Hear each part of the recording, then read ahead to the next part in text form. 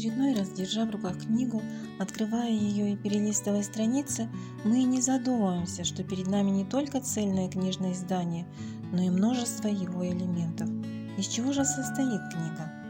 Каждому известна обложка, корешок, страницы, но помимо них есть еще и другие составляющие. Давайте вместе знакомиться со структурой книги. Первое, что открывается нашему взору, когда мы видим книгу, это обложка.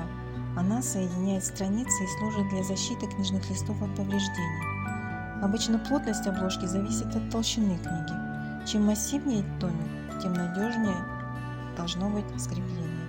Кроме скрепления и соединения, обложка также выполняет и информационную функцию. Именно из обложки мы узнаем фамилию автора, название книги. Также, чаще на обороте книги, мы можем прочитать краткую аннотацию или узнать название издательства и год издания. Иногда встречаются покрытия, оклеенные тканью или кожей. Такие обложки называются переплетом. В современных книгах часто используют суперобложку – съемную обложку из плотной бумаги. Она защищает переплет от загрязнений и выступает как элемент книжного оформления. Такая съемная обложка может быть намного красочнее оригинальной, и помимо фамилии автора, заглавия и названия издательства может содержать различные отзывы известных критиков об этой книге.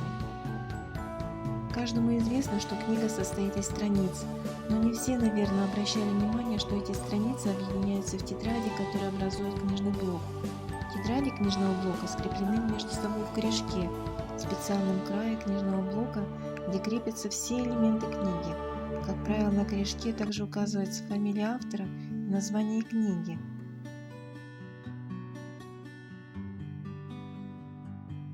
Сверху и снизу корешок блока украшается капталом, хлопчатобумажной, шелковой или полушелковой тесьмой с белым или цветным утолщенным краем, который наклеивается на концы корешка и служит для прочности книги. Подобранный под цвет переплета по сходству или контрасту, каптал служит также элементом художественного оформления. Обрез – это поверхность торца книжного блока, обрезанного, как правило, с трех сторон для выравнивания составляющих его листов. Различаются верхний, боковой и нижний обрезы. Обрез книжного блока может быть закрашен, краплен, либо закрашен золочением, цветной печатью, тиснением. Наконец настал момент, когда мы открываем книгу. И здесь нас также поджидает много всего интересного. В первую очередь это форзац – двойной плотный бумажный лист, скрепляющий переплет и страницы издания. Форзацы используются также для украшения.